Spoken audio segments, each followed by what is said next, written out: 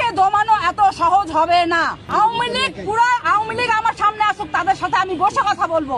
আমাকে অনলাইনে অনেক ভাবে হুমকি দিয়েছে, আমাকে ফেসবুকে, মেসেঞ্জারে, হোয়াটসঅ্যাপে বিভিন্ন ভাবে ফোন দিয়েছে, বিভিন্ন কান্ট্রি থেকে ফোন দিয়ে বিভিন্ন ভাষায় গালিগালাজ করেছে। আওয়ামী লীগের কাজই দূর থেকে মানুষকে উত্তপ্ত করা। আমাকে উত্তপ্ত করে তারা চাচ্ছে আমাকে দমিয়ে দিতে। আমি একজন জুলাই যোদ্ধা।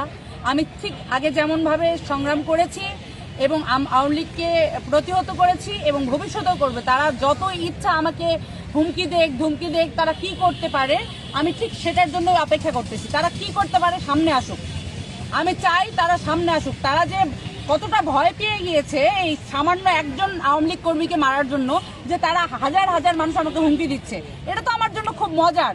এটা আরো দিক, আমি চাই তারা সামনে আসুক, এসে আমার সাথে ফেস টু ফেস করে চা খেয়ে কথা বলুক।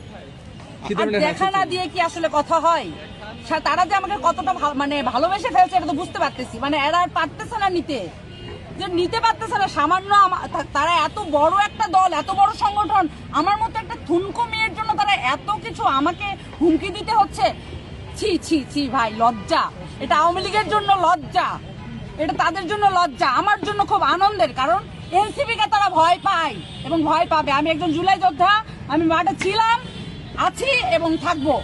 আমাকে তারা হুমকি দিতে থাক, তারা কি করবে আমি তার প্রতিহত করবো। আমাকে অনলাইনে অনেক ভাবে হুমকি দিয়েছে, আমাকে ফেসবুকে, মেসেঞ্জারে, হোয়াটসঅ্যাপে বিভিন্ন ভাবে ফোন দিয়েছে, বিভিন্ন কান্ট্রি থেকে ফোন দিয়ে বিভিন্ন ভাষায় গালিগালাজ করেছে এবং বিভিন্ন নোংরা ভাবে আমাকে হেনস্থা করার চেষ্টা করছে।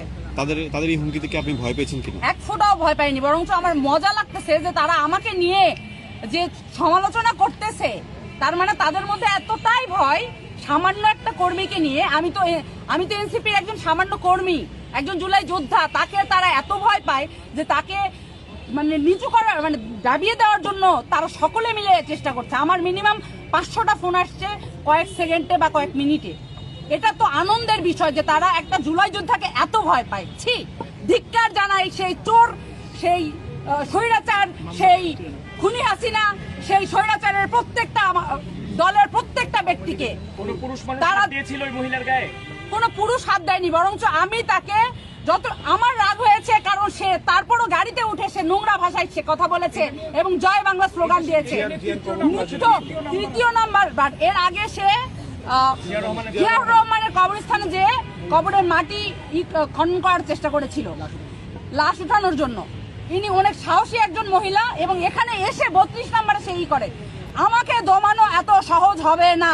আওয়ামী লীগ আমার সামনে আসুক, তাদের সাথে আমি বসে কথা বলবো। তারা ফেসবুকে কেন, তারা সোশ্যাল মিডিয়াতে কেন, তারা সামনে এসে কথা বলুক, আমি সামনে এসে তাদের প্রতিহত করবো। ইনকিলাব জিন্দাবাদ।